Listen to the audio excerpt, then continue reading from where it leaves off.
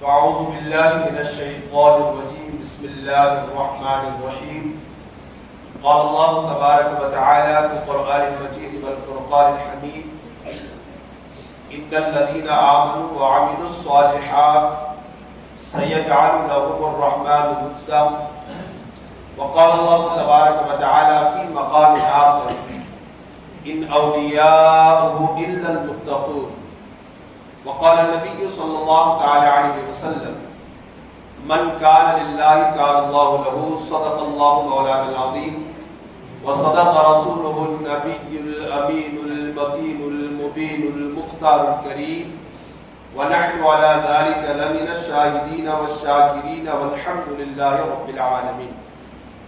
آئیے حضرات کچھ معروضات پیش کرنے سے قبل ہم اور آپ مل کر انتہائی ادب و احترام کے ساتھ اپنی اور ساری کائنات کے مرکز عقیدت آقا دو جہاں حضور رحمت عالم سرور کائنات جناب محمد رسول اللہ سرور ارواحنا فدا صلی اللہ تعالی علیہ وسلم کی بارگاہ پر انوار اپنے قلوب و اذہان کو منور و مجلہ و مصفہ و مزکہ کرنے کے لیے اپنے سینے کو محبت رسول کا مدینہ بنانے کے لیے غلامی مصطفیٰ کا ثبوت دیتے ہوئے مدینے کی طرف لو لگا کر گنبد خضرا کو نگاہوں میں سما کر آواز بلند ہدیہ درود پیش کریں.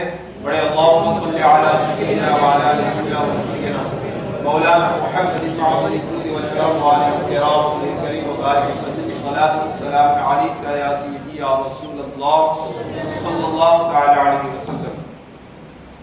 میں معمول اور دستور کے مطابق سب سے پہلے اللہ رب العالمین کی بارگاہ میں دعا گو کہ اللہ پاک مجھے حق اور سچ بات کہنے اور آپ تمامی حضرات کو حق اور سچ بات سن کر اس پر عمل کرنے اور اسے عام کرنے کی توفیق عطا فرمائے. اللہ پاک انہیں سلامت رکھے, مزید محنت کی توفیق عطا فرمائے. حضرات کرام, آج ہم اور آپ یہاں پر حضرت سیدنا مخدوم اشرف جہانگیر سمنانی رحمۃ اللہ علیہ کی بارگاہ میں کچھ خراج محبت اور خراج عقیدت پیش کرنے کے لیے حاضر آئے ہیں. اللہ پاک ہم سب کے حاضر کو قبول فرمائے اور اسی کے ذمے میں کچھ اصلاح کی باتیں بھی آپ تک کے پہنچانے کا حکم امام صاحب نے فرمایا ہے. میں انشاءاللہ اپنی طاقت اور بساط کے مطابق اور اپنی حیثیت کے مطابق کچھ معروضات آپ کے گوش گزار کرنے کی کوشش کروں گا. قرآن مجید فرقان حمید کے اندر اللہ پاک ارشاد فرماتا ہے ان الذین آمنوا وعملوا الصالحات, بے شک وہ لوگ جو ایمان لائے اور اچھے کام کیے, سیجعل لهم الرحمن ودا, القریب اللہ پاک ان کی محبت کو لوگوں کے دلوں میں پیدا فرما دے. سبحان اللہ. سید مخدوم اشرف جہانگیر سمنانی کو تو ہم میں سے کسی نے دیکھا نہیں ہے, حالانکہ یہ 636واں سالہ عرص ہے ان کا. 600 سال کا طویل زمانہ گزر گیا, ہم میں سے کسی نے نہیں دیکھا, ہمارے باپ داداؤں میں سے کسی نے نہیں دیکھا. مگر کیا بات ہے کہ ان کے نام پر لوگ آج بھی جمع ہوتے ہیں. کیا وجہ ہے کہ لوگ آج بھی انہیں اچھے القابات سے یاد کرتے ہیں. کیا وجہ ہے کہ آج بھی ان کی بارگاہ میں لوگ جوق در جوق, گروہ در گروہ, جماعت در جماعت جاتے ہیں, اکتساب فیض کرتے ہیں. تو قرآن کہتا ہے کہ جو اللہ والے ہو جاتے ہیں آپ ان سے محبت کریں یا نہ کریں, اللہ ان کی محبت کو خود لوگوں کے دلوں میں پیدا فرمائے. آج اگر ہمارے دلوں میں حضرت سید مخدوم اشرف جہانگیر سمنانی کی محبت ہے تو یہ محبت رب کی پیدا کی بھی محبت ہے. اور پھر ایک مقام پر اللہ پاک ارشاد فرماتا ہے ان اولیاءہ الا المتقون. عربی میں جو ان ہوتا ہے نا وہ نفی کا معنی دیتا ہے, نہیں کا معنی دیتا ہے. اور اچھا ایک بات یہاں پر میں آپ کو بتا دوں عربی زبان کی. عربی زبان کے اندر جو خصوصیت ہے, جو کمال ہے, وہ خصوصیت دنیا کی کسی بھی زبان میں نہیں ہے. عربی کی بات یہ ہے کہ عربی میں مکمل طور پر کسی چیز کی نفی کی جاتی ہے, پھر اطلاع کے ذریعے کسی چیز کو ثابت کیا جاتا ہے. مثال کے طور پر اللہ نے نبی کے بارے میں فرمایا وما ارسلناک الا رحمۃ للعالمین, پہلے رسول کے بھیجنے کی نفی کر دی. وما ارسلناک, ہم نے رسول کو بھیجا ہی نہیں, الا رحمۃ للعالمین, مگر ساری کائنات کے لیے رحمت بنا کر. اب اس کا مطلب کیا ہوا, ہم نے رسول کو ساری کائنات کا رحمت بنا کر ہی بھیجا. یوں ہی اللہ تعالیٰ اولیاء کے بارے میں فرماتا ہے ان اولیاء, اللہ کے اولیاء نہیں ہوتے, اللہ کے دوست نہیں ہوتے, الا المتقون, مگر پرہیزگار. یعنی پرہیزگار ہی اللہ کے ولی ہوتے ہیں، متقی ہی اللہ کے ولی ہوتے ہیں، تقوی شعار ہی اللہ کے ولی ہوتے ہیں، اللہ سے ڈرنے والے حقیقت میں اللہ کے ولی ہوتے ہیں۔ آج بڑی معذرت کے ساتھ ہم جو ہے یہ دیکھتے ہیں کہ یہ صاحب پیر صاحب ہے، ان کے مارکیٹنگ کتنی ہے، ان کے پیچھے لوگ کتنے ہیں، ان کے جبے اور کپڑے کیسے ہیں، ٹوپی کیسی ہے، تسبیح ہے کہ نہیں گلے میں، یہ ولی ہونے کی پہچان نہیں ہے۔ اللہ کا دوست ہونے کے لیے کپڑوں کا اچھا ہونا، گلے میں تسبیح ہونا، 10 انگلیوں میں انگوٹیاں ہونا، یہ اس کی پہچان نہیں ہے۔ بلکہ فرمایا گیا کہ کوئی اگر ہوا میں اڑتا بھی ہو تو ہوا میں اڑنا یہ ولی ہونے کی پہچان نہیں ہے۔ کوئی بغیر کشتی کے سمندر میں چلتا ہو تو یہ چلنا ولی ہونے کی پہچان نہیں ہے، بلکہ اللہ کا ولی صحیح معنوں میں وہ ہے جس کے دل میں خدا کا خوف ہے، رسول کی محبت، سنت و شریعت کا قانون۔ بہت زبردست کسوٹی قرآن میں بتایا، جس کے دل میں خدا کا خوف وہی اللہ کا ولی ہوتا ہے۔ اب جتنی بھی اولیاء ہیں ساری خشیت ربانی کے پیکر۔ اس وقت اگر آپ اپنے معاشرے کا جائزہ لیں، سوسائٹی کا جائزہ لیں، بڑی معذرت کے ساتھ کوئی گناہ، کوئی جرم، کوئی بے حیائی اور کوئی گناہ ایسا ہمارے اندر نہیں ہے جو مسلمانوں کے اندر الا ماشاءاللہ نہیں پایا جاتا ہو۔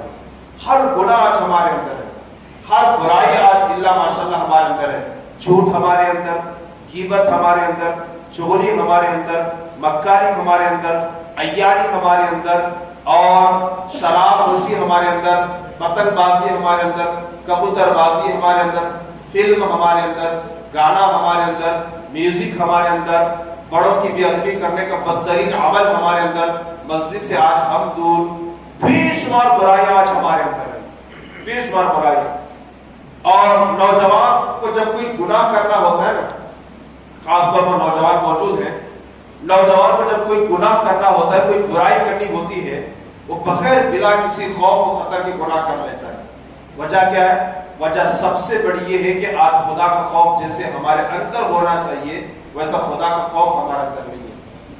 آج سے 1450 سال پہلے اللہ کے رسول صلی اللہ علیہ وسلم نے جو کام کیا، وہ سب سے پہلا کام یہ کیا کہ اپنے ماننے والوں کے دلوں سے دنیا کی محبت کو نکال دیا اور خدا کے ڈر اور خوف کو ان کے دلوں کے اندر پیدا فرمایا۔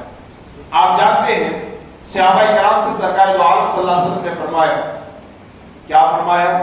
میرے غلاموں، تم دنیا کے جس کونے میں رہو، جس علاقے میں رہو، جس خطے میں رہو اور جس زمین پر رہو، تمہارا خدا تمہیں دیکھ رکھا ہوتا ہے، تمہارا پالن ہار حقیقی تمہیں دیکھ رکھا ہوتا ہے، تمہارا معبود تمہیں دیکھ رکھا ہوتا ہے۔ تم ماں باپ کے سامنے گناہ نہیں کر سکتے، بھائی اور بہن کے سامنے موبائل میں گندی ویڈیوز نہیں دیکھ سکتے، اور سوسائٹی کے ذمہ دار افراد کے سامنے گناہ نہیں کر سکتے۔ اس اللہ رب العالمین کی جس کے قبضے قدرت میں ساری کائنات ہے، اس کی نگاہ قدرت کے سامنے تم گناہ کیسے کر سکتے ہو؟ نتیجہ یہ ہوا کہ اللہ کے رسول صلی اللہ علیہ وسلم نے ایسا خوف اور ایسا ڈر لوگوں کے دلوں کے اندر پیدا فرما دیا تھا کہ اس وقت زندگی گزارنے والے انسان دنیا کے جس علاقے میں ہوتے، جس خطے میں ہوتے، جس کونے میں ہوتے، وہ خشیت ربانی کے پیکر ہوتے۔ ایک دو مثال میں آپ کو بتا کر اپنی گفتگو کو سمیٹنے کی کوشش کروں۔ حضرت عبید ابن عمیر رضی اللہ تعالی عنہ، آپ نے نام سنا ہوگا، بڑے جلیل القدر تابعی گزرے۔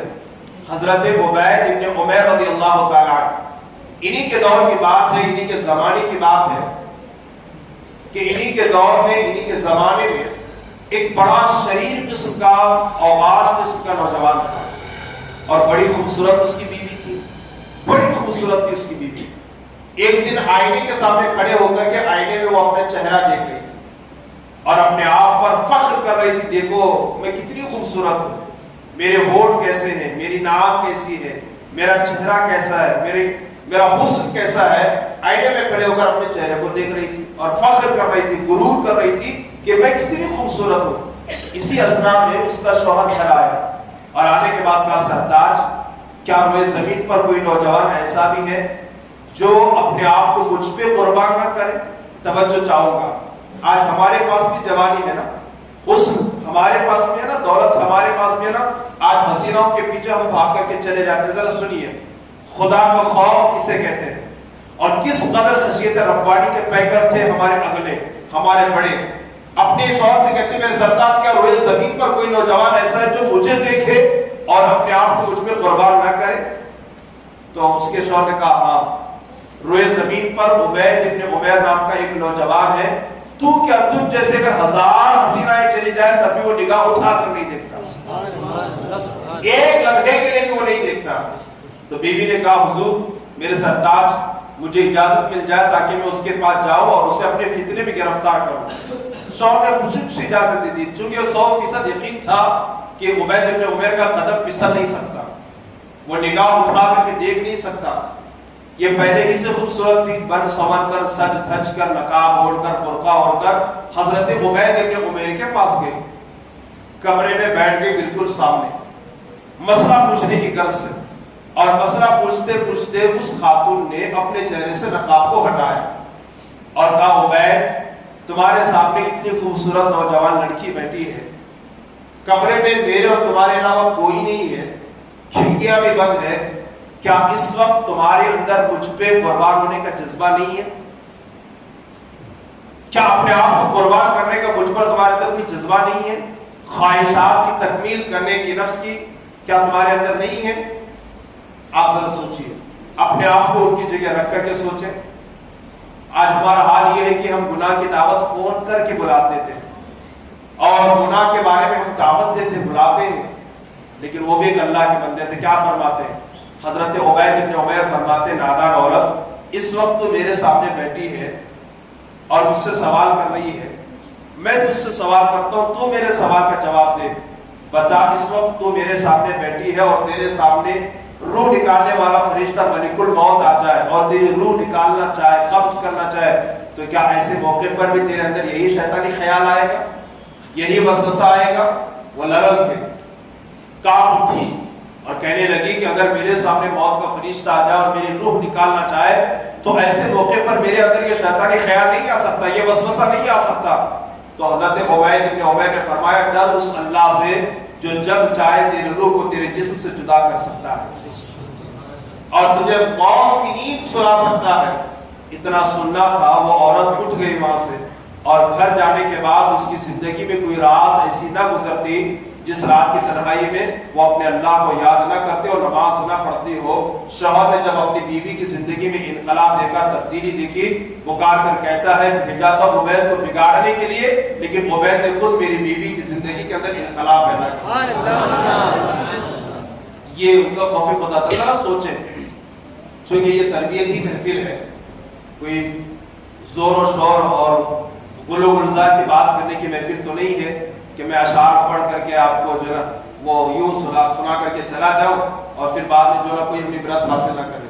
یہ چونکہ نصیحت کی محفل ہے اور کچھ واقعات بتانے کی محفل ہے۔ دیکھیں کیا خوف تھا اور اپنا احتساب کریں، اپنا جائزہ لیں، کیا ہمارے اندر بھی خدا کا خوف ہے، اللہ کا ڈر اور اللہ کی خشیت ہے؟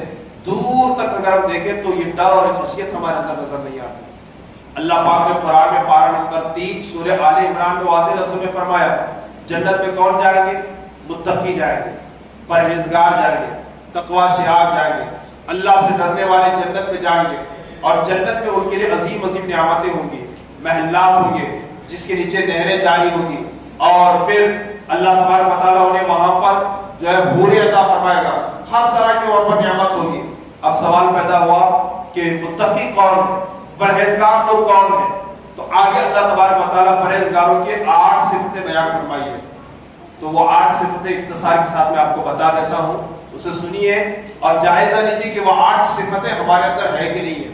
اللہ فرماتا ہے ان الذین قالوا، بے شک وہ لوگ جنہوں نے یہ کہا اے اللہ ہم تجھ پر ایمان لائے، تجھ پر ہم ایمان لائے۔ تو اس کی تفسیر میں فرمایا گیا کہ جو اللہ پر ایمان رکھے، رسولوں پر ایمان رکھے، فرشتوں پر ایمان رکھے، جنت پر ایمان رکھے، حساب اور کتاب پر ایمان رکھے، اور دیگر چیزوں پر جو ضروریات دین ہے ان پر ایمان رکھے، ایسا آدمی متقی اور پرہیزگار ہے۔ ایمان کہتے کس کو ہے؟ دل سے اللہ اس کے رسول کو ماننا، زبان سے اقرار کرنا اور شریعت کے مطابق عمل کرنا، ایسا آدمی کیا ہے؟ متقی کہلاتا ہے۔ ہمارا ایمان تو ہے اللہ ایک ہے، ہمارا ایمان ہے کہ اللہ کے رسول آخری پیغمبر ہے، لیکن کیا ہمارا عمل بھی شریعت کے مطابق ہے؟ کیا ہمارا صبح و شام شریعت کے مطابق ہے؟ اگر نہیں ہے تو ہمیں اپنے آپ کو شریعت کے مطابق کر لینا چاہیے، شریعت کے مطابق ہمیں اور آپ کو عمل کرنا چاہیے۔ تو ایک وہ ہے جو ایمان والے ہیں، متقی ہیں، اور ان کا ٹھکانہ جنت ہے۔ دوسرے کون ہیں؟ جو بار بار اللہ سے کہتے مولا ہمارے گناہوں کو بخش دے، ہمارے خطاؤں کو معاف فرما دے، ایسے لوگ بھی متقی ہیں اور ان کا ٹھکانہ جنت ہے۔ تیسرے کون ہیں؟ جو بار بار اللہ سے کہتے اللہ جہنم کی آگ سے ہمیں بچا لے، دوزخ کی آگ سے ہمیں بچا لے، ایسے لوگ بھی متقی اور پرہیزگار ہیں۔ چوتھے کون ہیں؟ اللہ فرماتا ہے الصابرین، صبر کرنے والے، یہ جو صبر کرتے ہیں مصیبتوں پر، پریشانیوں پر، ایسے لوگ بھی پرہیزگار ہیں اور جنتی ہیں۔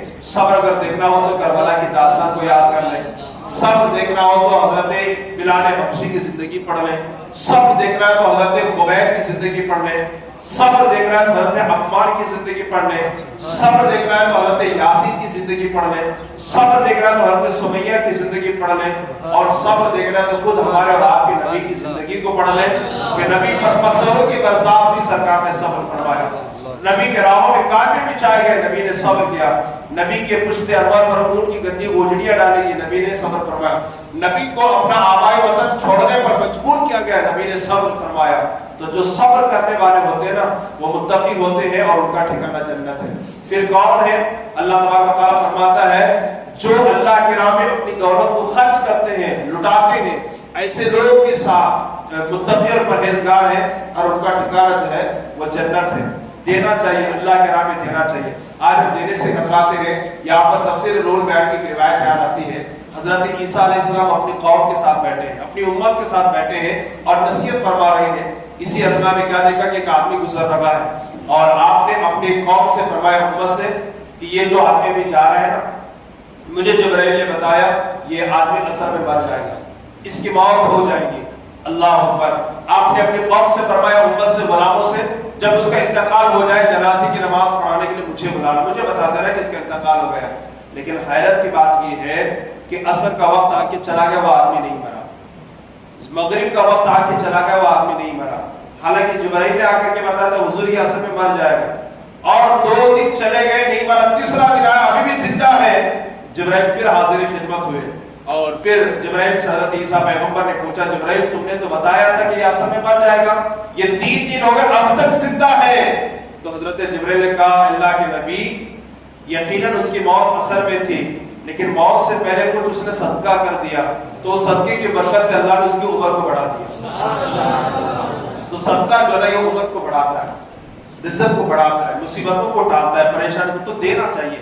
تو جو اللہ کے راہ میں خرچ کرتے ہیں، اللہ کے قانون پر عمل کرتے ہیں، ایسے لوگ متقی اور ان کا ٹھکانہ جنت ہے۔ آج ہم دیکھیں گے نا ہم اللہ کے قانون پر کتنا عمل کرتے ہیں، اللہ کی کتنی فرما برداری ہم کرتے ہیں۔ میرے نوجوان بھائیوں، اگر میں یہ کہوں تو بالکل غلط نہیں ہوگا، صبح سے لے کر کے شام تک ہم اپنی زندگی کا احتساب کریں تو 99 کام ایسے ہیں جو صرف ہم اپنے نفس کے لیے کرتے ہیں، شیطان کو خوش کرنے کے لیے کرتے ہیں۔ غلط نہیں سمجھنا، اکثر کی بات کر رہا ہوں، بہت سارے اچھے بھی ہیں، لیکن 1-2% کام ہوتے ہیں جو ہم اللہ کے لیے کرتے ہیں۔ اگر کر بھی لیے تو اس میں ریا کا عمل دخل کتنا ہوتا ہے نہیں معلوم۔ بات بات پر ہم اپنے نفس کے سنتے، اللہ کے لیے سنتے ہیں۔ سب کو معلوم ہے شادی میں ناچنا نہیں چاہیے، نفس کہتا ہے ناچ لو، سب ناچتے ہیں۔ سب کو معلوم ہے کہ داڑھی نہیں نکالنا چاہیے، نبی ناراض ہوتے ہیں، لیکن نفس کہتا ہے کہ نکال لو، وہ اچھا لگ رہا ہے آپ کو، لوگ نکال کر کے گٹروں میں پھینک دیتے ہیں۔ سب کو معلوم ہے کہ بد نظری نہیں کرنا چاہیے، بری نظریں نہیں ڈالنی چاہیے ماں بہنوں پر، سب کو معلوم ہے۔ اللہ کے نبی نے فرمایا کما تدین تدان، تم جیسا کرو گے ویسا تمہارے ساتھ کیا جائے گا۔ بد نظری نہیں کرنا چاہیے، سب کو معلوم ہے، لیکن نفس کہتا ہے کہ دیکھ لو، سب بد نظری کرتے ہیں۔ تو سنیے، صبح سے شام تک ہم اپنی سنتے ہیں، اللہ کی نہیں سنتے۔ اور میں قرآن کی روشنی میں آپ کو بتا دوں، جو بات بات پر اپنی سنتا ہے، اللہ کی نہیں سنتا ہے۔ گانا سننا حرام ہے کہ نہیں؟ بچے کو معلوم ہے، اللہ کہہ رہا حرام، نبی کہہ رہے حرام، اللہ اور اس کے رسول کہہ رہے مت سنو۔ ہمارا نوجوان صبح سے شام تک گانا سن رہا ہوتا ہے، گندی فلمیں، گندی تصویر دیکھنا حرام، ناجائز گناہ ہے، اللہ اس کے رسول منع کر رہے ہیں، لیکن نفس کہتا ہے کر لو، دیکھ لو، سب دیکھتے ہیں۔ بتائیے ہم اللہ کے فرمان پر کتنا عمل کر رہے ہیں؟ اور یہ بات میں آپ کو بتا دوں، جو صرف اپنی سنتا اللہ کی نہیں سنتا، ذرا وہ پوچھے نا وہ کس کا پجاری ہے، کس کو اپنا خدا مانتا ہے۔ میں اگر کہہ دوں وہ نفس کا پجاری ہے، میں اگر کہہ دوں اللہ کو خدا نہیں مانتا، اپنے نفس کو خدا مانتا ہے۔ مولانا کتنی بڑی بات بول کر چلے گئے، نفس کا پجاری کہا، نفس کو اپنا خدا ماننے والا کہا. یہ میں نہیں کہہ رہا، قرآن میں خود اللہ کہہ رہا ہے. اللہ کیا کہتا ہے؟ اَرَأَيْتَ مَنِ اتَّخَذَ إِلَٰهَهُ هَوَاهُ. اللہ فرماتا ہے قرآن کے اندر میرے محبوب کیا آپ نے دیکھا ان لوگوں کو؟ اللہ کہہ رہا اَرَأَيْتَ حاضر کا سیگا ہے. اَرَأَيْتَ اے میرے رسول، میرے نبی، میرے محبوب، کیا دیکھا آپ نے ان لوگوں کو؟ کن لوگوں کو مولا؟ اللہ کہتا ہے جنہوں نے اپنے نفس کو اپنا معبود بنا لیا، اپنے نفس کو اپنا خدا بنا لیا. اللہ اکبر کبیرہ. تو اگر کبھی اس طریقے سے معاملہ سامنے آ جائے کہ گناہ کرنے کی بات ہو تو گناہ کرنے سے پہلے سوچ لینا میں کس کا بندہ ہوں، میں کس کی عبادت کرنے والا ہوں، میرا رب کون ہے، کیوں میں اپنے نفس کی سن رہا ہوں. آج اکثر لوگوں کی بات یہ ہے کہ وہ اپنی نفس کی سنتے اپنے نفس کی ہیں اور جنت میں جانے کی خواہش رکھتے ہیں. یہ کبھی نہ ہو سکے گا. اس لیے میری گزارش یہ ہے نفس کی مخالفت کریں. اور ایک بزرگ سے کسی نے پوچھا تھا حضور جنت کتنے فاصلے پر، کتنی دور ہے؟ کہا صرف 2 قدم کے فاصلے پر جنت ہے. بزرگ نے فرمایا، اس نے کہا حضور وہ کیسے؟ کہا ایک نفس اپنے قدم پر رکھو، ایک قدم اپنے نفس پر رکھو اور دوسرا قدم جنت میں. بہت قریب ہے جنت. اور پھر فرمایا گیا کہ اگر تم جنت میں اپنی مرضی کی زندگی گزارنا چاہتے ہو تو دنیا میں اللہ کی مرضی کے مطابق زندگی گزارو. ایک چیز میں آپ کو بتا دوں، اس کو غور کیجیے گا. دنیا انسان کی خواہشات کی تکمیل کی جگہ ہے ہی نہیں. یعنی دنیا میں انسان جیسا چاہے ویسا نہیں ہو سکتا. ہاں یہ جنت میں ہو سکتا ہے. جنت میں وہ جو چیز کرے گا، جو چاہے گا وہ ہوگا. وہ چاہے گا یہ چاہیے مل جائے گا، یہ چاہیے مل جائے گا، یہ چاہیے مل جائے گا. لیکن جو دنیا ہے نا یہ خواہشات کی تکمیل کی جگہ نہیں ہے. یہاں خواہشاتیں پوری نہیں ہوتی. اس لیے یہاں پر جو ہے آپ اللہ کے مرضی کے مطابق زندگی گزارنے کی کوشش کریں. تو کیا عرض کر رہا تھا؟ اللہ کی اطاعت، اللہ کی فرما برداری کریں گے انشاءاللہ. آٹھویں چیز کیا ہے؟ جو صبح سویرے اللہ کی بارگاہ میں توبہ استغفار کرتے ہیں نا وہ لوگ متقی ہیں اور ان کا ٹھکانہ جنت ہے. کتنے لوگ تہجد کرتے ہیں؟ ہمارے نبی پر 6 وقت کی نماز فرض تھی، ایک تو 5 وقت کی اور تہجد کی نماز بھی فرض تھی. یہاں پر صرف 5 وقت کی نماز فرض ہے. تو تہجد کی وقت جو ہے نا جو عبادت کی جاتی ہے، جو دعا کی جاتی ہے وہ قبول بھی ہوتی ہے اور اللہ سے پسند بھی فرماتا ہے. ایسے لوگ متقی ہوتے ہیں اور ان کا ٹھکانہ جنت ہے. بات کے دور نہ چلی جائے، میں آپ کے چہرے پر وہ تھوڑی سی یہ محسوس کر رہا ہوں. اصل میں یہ میل ڈال کے بولنے کی مجھے عادت بھی نہیں ہے تو تھوڑا سا مجھے یہ بھی ہو رہا ہے. آخری بات میں آ جاؤں. مخدوم اشرف جہانگیر سمنانی رحمۃ اللہ تعالیٰ علیہ، ان کی سب سے بڑی جو خوبی تھی نا وہ بتا کر بات کو ختم کر دوں. مخدوم اشرف جہانگیر سمنانی رحمۃ اللہ تعالیٰ علیہ کی سب سے بڑی خوبی، ان کے والد صاحب سید ابراہیم رحمۃ اللہ تعالیٰ علیہ وہ بادشاہ وقت تھے، وقت کے بادشاہ تھے. ان کا مثال ہوا حضرت کی عمر 15 سال کی تھی، آپ کو کرسی پر بٹھایا گیا اور آپ بادشاہ بنے اور بادشاہ بننے کے بعد کم و بیش 10 سال آپ نے حکومت فرمائی. بڑے بادشاہ تھے حضرت مخدوم اشرف جہانگیر سمنانی رحمۃ اللہ تعالیٰ علیہ.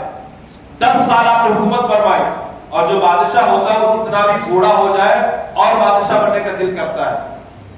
کس کی تمنا نہیں ہوتی کہ وہ بڑا بنے، کس کی آرزو نہیں ہوتی کہ وہ بادشاہ منتری بنے. ٹھیک، سب کی تمنا ہوتی ہے، سب کی تمنا.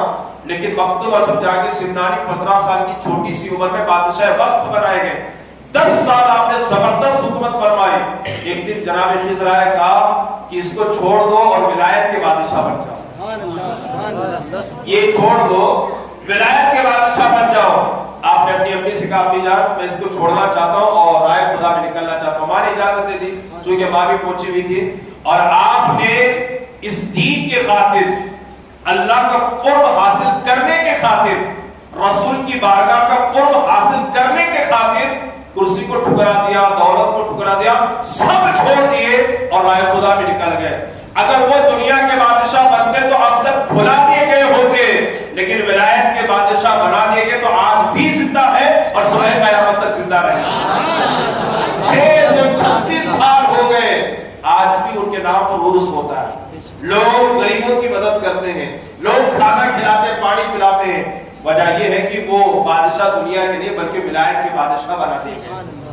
تو ولی ایسے ملتے ہیں جنہوں نے ولایت کے خاطر قرب خداوندی کا مقام حاصل کرنے کی خاطر حکومت کو چھوڑ دیا، بادشاہت کو چھوڑ دیا.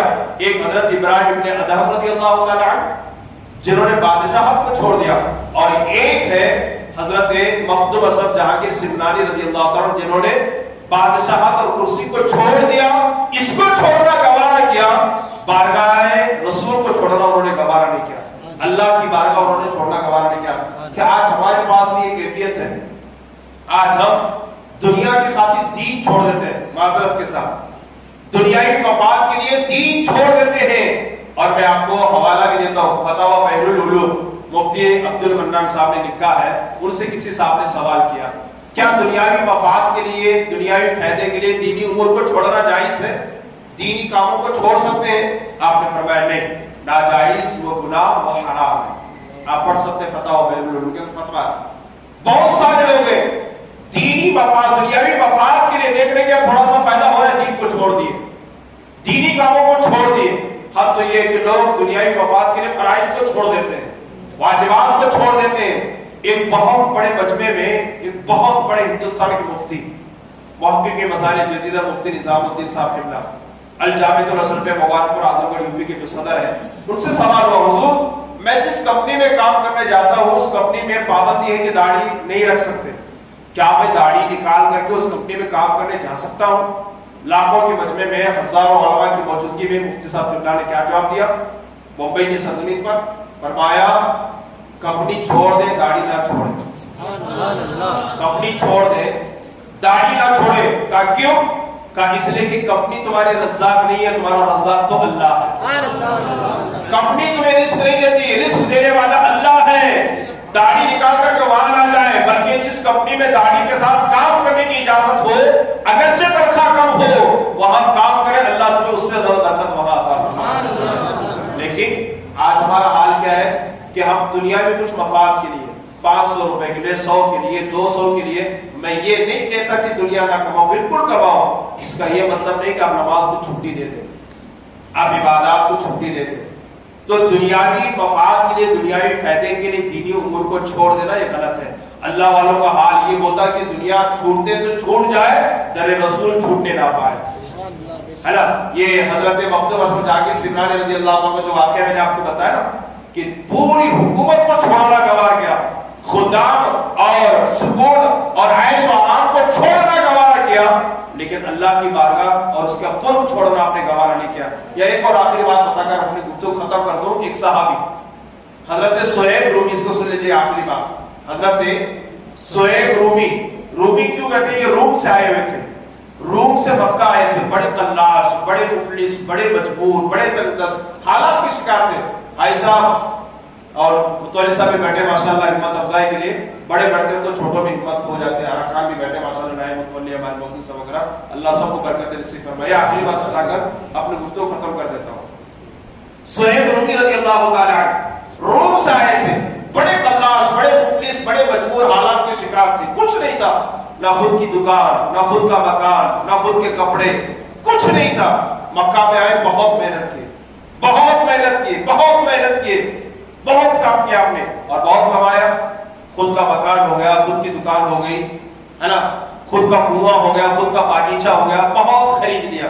آتا کوئی محنت کرتا تو اللہ کسی کو دیتا تو دے دیتا ہے، لیکن جب اسلام کی شعائع پھیلی، اسلام ان تک پہنچا، آپ نے اسلام قبول کیا، اسلام قبول کرنے کے بعد رسول اللہ صلی اللہ علیہ وسلم نے مکہ سے مدینہ ہجرت کیا۔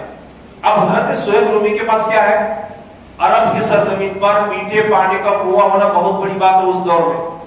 ایک میٹھے پانی کا کنواں تھا، ایک کھجور کا باغیچہ تھا، اس کے علاوہ مین مکے کی سرزمین پر، جیسے اولڈ ڈبلی میں بولتے ہیں نا مین مارکیٹ میں بڑی دکان، ویسے وہاں پر مکہ میں مین بڑی مارکیٹ میں بڑی دکان تھی ان کی، ٹھیک ہے، اچھے کپڑے تھے، چپل تھے، سب تھے۔ تو حضرت سہیب رومی جب دیکھے کہ حضور چلے گئے مکہ چھوڑ کر مدینہ، آپ بھی نکل گئے۔ جیسے مکہ سے باہر ہوئے، کافروں نے پکڑ لیا، کہا سہیب جب تو روم سے آیا تھا تو بڑا مجبور، بڑا فقیر تھا، بڑا قلاش تھا، اب بہت کچھ کما لیا مکے میں آ کر کے، اب یہ سب کچھ لے کے محمد کے بعد جانا چاہتا ہے؟ سہیب رومی نے فرمایا بولو تمہیں کیا چاہیے، وہ لے لو پر مجھے جانے دے دو۔ کیا چاہیے؟ وہ لے لو پر مجھے جانے دے دو۔ حضرت سہیب رومی سے اہل مکہ نے کہا، کافروں نے کہا وہ جو تمہارا کھجوروں کا باغیچہ ہے نا وہ دے دو۔ لے لو لے لو لے لو پر مجھے جانے دے دو۔ اور مکہ والوں نے کہا اتنی آسانی سے دے دیا حضور کی محبت میں، اور کچھ مانگتے ہیں؟ کہا نہیں اس کے ساتھ وہ جو میٹھے کو پانی والا جو کنواں ہے نا اس سے بھی دے دو. کہا وہ بھی لے لو پر مصطفیٰ کے پاس جانے دے دو.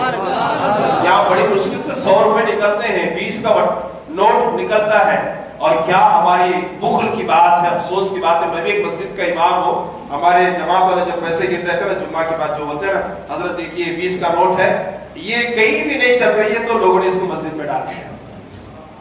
ایسا ڈال کر کے آپ اللہ سے ثواب کی امید رکھتے ہیں؟ کیا ہو گیا ہمیں؟ جو نوٹ پیٹرول پمپ پر نہ چلے, میڈیکل میں نہ چلے, دکان میں نہ چلے, اور جگہ پر نہ چلے, کنڈکٹر کو وہ نوٹ پسند رہا ہو, وہ نوٹ مسجد میں ڈال دیا ہے نا. وہ پھر ہمارے صاحب نے کیا کیا, حضرت وہ نوٹ لائیے مجھے, میں رکھتا ہوں, میں اپنی طرف سے 20 کی نوٹ دے دیتا ہوں. انہوں نے پھٹی ہوئی نوٹ رکھ لیا, اتنا بچا تھا اس کو ڈال دیا ہے. یہ ڈال کر کے آپ ثواب کی امید رکھتے ہیں؟ اللہ اکبر کبیرہ. کیا قربانی کا جذبہ تھا ان کے اندر, کیا جذبہ تھا. کہا کنواں چاہیے, کنواں بھی لے لو. مکہ والوں نے کہا حضور کی محبت اتنی ہے کہ کنواں دے دیا, باغیچہ دے دیا. کہا نہیں وہ جو مین مارکیٹ میں آپ کی جو بڑی دکان ہے نا وہ بھی دے دو, اس کو بھی لے لو. اتنے ظالم اور سخت دل اور پتھر دل انسان تھے کہ سب لے لیا. جب چلے یہ سب لے لو, کاروبار, مویشی, جانور سب لے لو, پر در مصطفیٰ میں حاضری کی اجازت دے دو, جانے دے دو. کافروں نے جب دیکھا کہ جو کچھ کمایا تھا مکہ میں سب دے دیا, اب بھی جانے کو تیار ہے. کہا نہیں یہ کام کرو اور تو جانے دیں گے. کہا اب کیا چاہیے؟ کہا تمہارے پیر میں جو چپل ہے نا وہ بھی نکال دو. اور عرب کی گرمی کیا ہوتی ہے, جو حاجی صاحب حج کو گئے, عمرہ کو گئے, وہ جانتے ہیں. ماشاءاللہ میں بھی کوشش کیا کہ مکے میں بغیر چپل کے چل سکوں. یہاں سے بھی گیٹ تک بھی نہیں چل سکا, اتنی گرمی ہوتی ہے نا, بغیر چپل کے نہیں چل سکتے, اتنی گرمی ہوتی ہے, بہت گرمی ہوتی ہے, شدت کی گرمی. چپل بھی نکالے 1400 سال پہلے, پتریلی زمین کا چپل بھی لے لو چلے گا, اور مصطفیٰ کی بارگاہ میں جانے مصطفیٰ کے پاس. اور پھر بغیر چپل کے سب کچھ دے کر حضور کی بارگاہ میں پہنچ گئے. اور آپ جانتے ہیں جب حضور کی بارگاہ میں پہنچے نا, سرکار صلی اللہ علیہ وسلم کی بارگاہ میں جا کر کے پورا واقعہ سنا. یا رسول اللہ آپ کے پاس آنے کی وجہ سے مکہ والوں نے سب چھین لیا. سرکار نے فرمایا صہیب نے اس سودے میں بڑا نفع کمایا ہے. اور اپنے غلام سے فرمایا میرے غلاموں دیکھو نا میری محبت کیسی ہے کہ دولت کو دینا تو گوارا کیا, پر مجھے بیچنا گوارا نہیں. دے دیا, سب دے دیا. کیا یہ سچویشن ہمارے اندر بھی ہے؟ اسے سن کر کے نہ جائیے گا, کچھ اپنی جامہ پہنائے گا.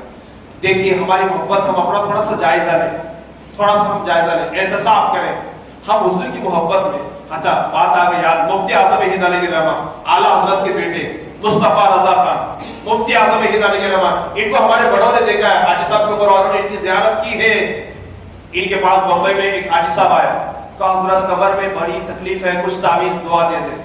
مفتی صاحب کی پلان ہے, مفتی اعظم ہند رحمۃ اللہ علیہ نے وہ تعویذ لکھی اور دے دیا, اس کو پہنو. جب وہ چلے نا, چلتے چلتے پھر بلایا, اچھا سنو کوئی وزنی چیز مت اٹھانا, کوئی وزنی چیز مت اٹھانا. حاجی صاحب نے کہا حضور کیوں؟ کہا بھائی جب تمہارے چہرے پر تم 2 بال کا وزن نہیں اٹھا سکتے تو پھر کوئی وزنی چیز اٹھا کر کے کیا کیوں تکلیف کھاؤ گے؟ جب تم چہرے پر 2 بال کا وزن نہیں اٹھا سکتے تو پھر کمر پر جو ہے اتنا بڑا وزن اٹھا کر کے اپنے آپ کو تکلیف کیوں دینا چاہتے ہو؟ بس یہ 2 بات جملے حضرت کے دل پر ایسے وار ہو گئے, ایسے اثر کر گئے. اس حاجی صاحب نے وہی بیٹھے بیٹھے قسم کھایا حضور آج کے بعد اپنے چہرے پر کبھی سونا نہیں چلاؤں گا, کبھی بلیڈ نہیں چلاؤں گا, ہے نا. یہ اللہ والے تھے. تو کوشش کریں, اللہ کی اطاعت کریں, رائے خدا میں خرچ کریں. آج ہمیں معلوم ہے نا کہ یہاں 500 روپے مل رہے ہیں اور میری نماز چھوٹ رہی ہے, تو نماز چھوڑ دیتے ہم چلے جاتے ہیں. ایسا نہ کریں. اللہ والوں کا حال یہ تھا, ایسے سینکڑوں مثالیں ہیں جنہوں نے سب کچھ قربان کر دیا, سب کچھ قربان کر دیا. صدیق اکبر رضی اللہ عنہ, بات آگے بتا رہا ہوں, ملفوظات اعلیٰ حضرت. میرے گھر پہ بھی مہمان ہے, تھوڑی توجہ میری وہاں پر بھی ہے چونکہ مجھے بھی جانا ہے, لیکن آپ کی محبت اور آپ کا شوق اور ذوق کی وجہ سے بیٹھا ہوں. حضرت ابوبکر صدیق کے بارے میں اعلیٰ حضرت سے کسی نے سوال کیا کہ اسلام لانے سے پہلے ابوبکر صدیق کس دین پر تھے, اسلام لانے سے پہلے؟ اعلیٰ حضرت نے فرمایا کہ اسلام قبول کرنے سے پہلے جناب صدیق اکبر نے کبھی کسی بت کو سجدہ نہیں کیا, کبھی کفر اور کبھی شرک نہیں کیا. 4 سال کی عمر میں ان کے والد ابو قحافہ ہاتھ پکڑ کر کے ابوبکر صدیق کو بت خانے میں لے گئے اور کہا بیٹا یہ تمہارے معبود ہیں, انہیں سجدہ کرو, انہیں مانو. حضرت ابوبکر صدیق 4 سال کی عمر میں بتوں کے سامنے کھڑے ہو گئے اور جا کر کہا مجھے بھوک لگی ہے، کھانا کھلاؤ، میں ننگا ہوں، مجھے کپڑا پہناؤ، میں پتھر سے تمہیں مارتا ہوں تو اگر خدا ہے تو اپنی حفاظت کر. اور پتھر اٹھایا، آپ نے مار دیا. مارنے کے بعد ایک بت جو ہے وہ خدا داد، ایسی طاقت تھی اللہ کی دی ہوئی کہ 4 سال کی عمر میں آپ نے پتھر مارا تو بت نیچے گر گیا. والد کو غصہ گیا، ایک تھپڑ کھینچ کر کے مارا، ایک تماچا رسید کر دیا اور غصے کی حالت میں گھر لایا اور کہا بیوی سے یہ سب کیا ابوبکر نے، کہا اس کو اپنے حال پر چھوڑ دو، اس لیے کہ یہ جب میرے پیٹ میں تھا نا میں غیبی آواز سنتی تھی، کوئی کہنے والا کہتا تھا وہ اللہ کی بندی تیرے پیٹ میں ایک ایسا بچہ پڑ رہا ہے جس کا نام آسمانوں میں صدیق ہے اور زمین پر جو محمد کا یار و رفیق ہوگا. میں نہیں جانتی کہ وہ محمد کون ہے، کیا معاملہ ہے، کیا ماجرا ہے، اسے اپنے حال پر چھوڑ دو. پھر اس کے بعد کسی نے حضرت ابو صدیق کو کفر اور شرک کی دعوت نہیں دی. خیر بڑے ہو گئے، بڑے ہونے کے بعد اسلام لایا اور اسلام لانے کے بعد حضور کی بارگاہ میں اپنا یہ واقعہ کہہ سنایا اور جیسے ہی کہہ سنایا بلبل صدرا آئے اور کہا صدق ابوبکر، یا رسول اللہ ابوبکر صدیق نے بالکل سچی بات کی. وہ صدیق اکبر حضور کی محفل میں بیٹھے، حضور نے اعلان کر دیا جہاد میں جانا ہے، جنگ میں جانا ہے، مال کی ضرورت ہے، کون ہے جو اپنا مال اللہ کے راہ میں لٹانا چاہتا ہے؟ جناب صدیق اکبر سب کچھ لے کر کے حضور کی بارگاہ میں آ گئے، سب لے کر کے آ گئے. حتیٰ کہ یہ جو کپڑے کے جو بٹن ہے نا اس کو بھی نکال لیا، ہو سکتا ہے کسی کے کام آ جائے اور وہاں کانٹے لگوا لیے. سب لے کر کے آئے. سرکار نے پوچھا ابوبکر گھر والوں کے لیے کیا رکھا ہے؟ یا رسول اللہ گھر والوں کے لیے اللہ اس کا رسول چھوڑ کر کے آیا، اللہ اس کا رسول چھوڑ کر کے آیا. اور دیکھا فرشتے بھی اسی لباس میں ہیں. اللہ اکبر کبیرہ. یہ وہ لوگ تھے جو جان مال وقت سب قربان کرتے تھے. آج ہمارے پاس ہم مال نہیں قربان کرتے، کوئی بات نہیں، کرنا چاہیے لیکن نہیں کرتے. ہم جو ہے جان قربان نہیں کرتے، مت کیجئے گا، لیکن وقت تو قربان کیجئے گا نا. تھوڑا سا وقت دے کر کے خدا کی بارگاہ میں آ جائیے، اللہ کی بارگاہ میں آ کر کے سروں کو جھکائیے. مخدوم اشرف جہانگیر سمرانی رحمۃ اللہ تعالیٰ علیہ کا سب سے بڑا کمال یہ تھا، خوبی یہ تھی کہ دنیا کو ٹھکرا دیا، اللہ کی بارگاہ سے قریب ہو گئے، رسول کی بارگاہ سے قریب ہو گئے. ماشاءاللہ، نعرہ تکبیر، نعرہ رسالت. سید صاحب قبلہ، سید صاحب آگے اور برکت رونق بڑھ گئی. تو گزارش یہ ہے پابند بنے گا نا انشاءاللہ، نمازوں کی پابندی کرے نا. اگر میرا کوئی بھائی نماز نہیں پڑھتا ہے، اللہ کی فرما برداری نہیں کرتا ہے تو خوشی نہ منائے. مولانا سے بچ گیا، امام صاحب سے بچ گیا، مسجد سے چھوٹ گیا، ایسا نہ کریں. موسیٰ علیہ السلام ایک مرتبہ اپنی امت کو جمع کر کے نصیحت فرما رہے تھے، تقریر کر رہے تھے اور کہہ رہے تھے لوگوں گناہ مت کرنا، یہ گناہ کرو گے تو یہ سزا، گناہ کرو گے تو یہ عذاب، یہ عذاب، یہ عذاب ملے گا. ایک آدمی دوران مجلس سے کھڑا ہو گیا اور کھڑے ہو کر کے کہا موسیٰ کس گناہ کی، کس سزا کی بات کرتے ہو، کس عذاب کی بات کرتے ہو؟ جب سے میں نے ہوش سنبھالا ہے کبھی کوئی نیکی کا کام نہیں کیا، گناہ پہ گناہ کرتا ہوں، عیاشی کرتا ہوں. مال بڑھ رہا ہے تو بڑھ رہا ہے، بچے بڑھ رہے ہیں تو بڑھ رہے ہیں، بزنس بڑھ رہا ہے تو بڑھ رہا ہے، مویشی بڑھ رہے ہیں تو بڑھ رہے ہیں، کھیتی بڑھ رہی تو بڑھ رہی ہے. اب تک کوئی عذاب نہیں آیا مجھے، بہت سکون میں ہوں. حضرت موسیٰ علیہ السلام خاموش ہو گئے اور سیدھا محفل کے بعد کوئی طور پر گئے، طور پہاڑ ہے نا اس پر گئے. اللہ سے کہا مولا میں تیرے بندوں کو نصیحت کر رہا تھا، سمجھا رہا تھا، لیکن ایک بندہ کھڑا ہوا کہا مولا اے موسیٰ کس عذاب کی بات کرتے ہو؟ میں تو گناہ پہ گناہ کر رہا ہوں، مال بڑھ رہا ہے، بچے بڑھ رہے ہیں، جانور بڑھ رہے ہیں، کھیتیاں بڑھ رہی ہے، شہرت ہو رہی ہے، کوئی عذاب اب تک نہیں آیا. اللہ پاک نے جانتے ہو موسیٰ علیہ السلام سے کیا فرمایا؟ موسیٰ میرے عذاب کی نوعیتیں الگ الگ ہیں، قسمیں الگ الگ ہیں. جو سب سے بڑا عذاب ہے نا اس عذاب میں نے اسے گرفتار کر رکھا ہے. جو سب سے بڑا عذاب ہے اس عذاب میں نے اسے گرفتار کر رکھا ہے. اب وہ لوگ دیکھیں کہ ہم بھی اس عذاب میں گرفتار تو نہیں ہے. موسیٰ پیغمبر نے پوچھا مولا وہ عذاب کون سا ہے؟ رب فرماتا ہے موسیٰ جس بندے سے میں ناراض ہو جاتا ہوں سب سے زیادہ اس بندے سے سجدوں کی توفیق میں چھین لیتا ہوں، سجدوں کی توفیق چھین لیتا ہوں، اسے پھر سجدہ کرنے کی توفیق نہیں دیتا. اس لیے اگر کوئی سجدہ نہیں کرتا تو ڈرے اس بات سے کہ کہیں اس کا خدا اس سے ناراض تو نہیں ہے، اس کا مولا اس سے ناراض تو نہیں ہے. اللہ پاک ہمیں اور آپ کو کہنے سننے زیادہ عمل کی توفیق عطا فرمائے. دلوں سے دنیا کی محبت کو، دنیا کی دولت کی محبت کو نکال دے، اللہ کی بارگاہ سے قریب ہو، اس کے دین سے قریب ہو، اس کے فرامین کو عملی جمع پہنانے کی بھرپور کوشش کریں. اللہ تعالی ہم سب کی حاضری کو قبول فرمائے.